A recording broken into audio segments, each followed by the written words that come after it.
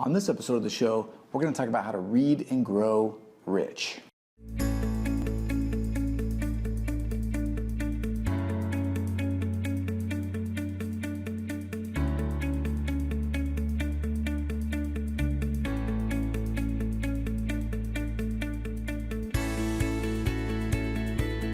Creating wealth, protecting families, building legacy. This is the Rich Life Lawyer Show. Hey everybody, Christopher Small here, and welcome to episode number 2 of the Rich Life Lawyer Show. I'm so pumped to be here with you today, and I'm excited to talk to you about read and grow rich, right? This is one of my favorite topics. I am a total bookworm. I cannot get enough of it. I'm reading books on everything, right? Law, obviously, management, leadership, wealth, strategy, finance, marketing, all of it. Anything I can get my hands on. Those are the things that I'm interested in. And I got this stack of books over here. Those are just some of my favorites. Some of those are going to be on the list that I'm telling you about today. But there's a lot of free information out there that can really make you a ton of money, set your family up right, and really get you in a good frame of mind too, to really enjoy life, right? Because this life should not be about punching a clock, right? It should not be about taking vacations, right? Every day you should wake up, you should be excited to do what you're doing. And hopefully some of these books can help you do that. And I've got a list over here so I don't forget, but let's just dive right in. So these are sort of my 5 favorite books when it comes to creating wealth, when it comes to happiness, when it comes to mindset, which means sort of just really approaching life in a way that maximizes your enjoyment, because that's what this is all about. And that's why this is, and by the way, that's what this is, a Rich Life Lawyer Show, because I want to talk about ways that you can lead a rich life, both financially, personally, spiritually, with your relationships, all kinds of different ways, right? Whatever. I want your life should be the best it can be, where I'm trying to help you get there, right? And I'm trying to help myself get there too. So number 1 book, Think and Grow Rich by Napoleon Hill. This is a book from like the 30s, I think, or the 40s maybe. And what Napoleon Hill did was he went out and he talked to like all the most successful people in business and industry and all this kind of stuff. And then he sort of put it all together into these lessons. And it's a classic book. There's a lot of really great information in there, and a lot of really great ideas on how to approach money and how to think about money, and how it can change life. That's why it's called Think and Grow Rich, right? So that's number 1. And you can get all these. There'll be links down in the show notes, or if you're on the website, there'll be links down there. Wherever you are, there'll probably be links to these books, so you can go get them. They're all on Amazon. All right. Let's see number 2. Number 2 is The Slight Edge. This book is a book that literally changed my life. And the premise is that, every day we make these little decisions, and these little micro decisions. And these micro decisions that we make are either moving us toward the person that we want to be, or they're moving us away from the person that we want to be. An easy way to think about this is with your diet, okay? And it's, think about how easy it is to just tell yourself, look, it's just 1 cheeseburger from Wendy's. I'm just going to grab a quick snack. It's no big deal. And what happens, though, is all those little decisions add up over time.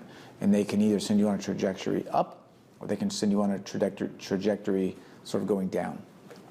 And it's just critical to be aware of that, be cognizant of that, and then make the decisions that keep you on that upward trajectory. And that means sometimes doing the little things that aren't exactly fun, but will pay off huge in the long run. Okay?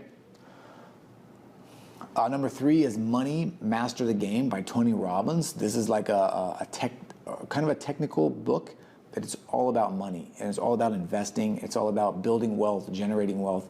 And what it really does is break down a lot of myths and a lot of untruths related to the financial industry and related to the way that people can really grow money. One example is that if you have mutual funds and you are using a broker to do that, there's the good chance that you are losing half of your gains, half of the wealth you're generating, to fees.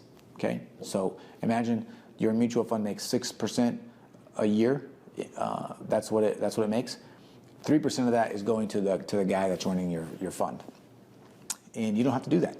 And the problem is, the downside to that is that over time that equates to hundreds of thousands or maybe millions of dollars for you and your family that you're just giving to someone else, right? So this book is full of that. This is a huge book.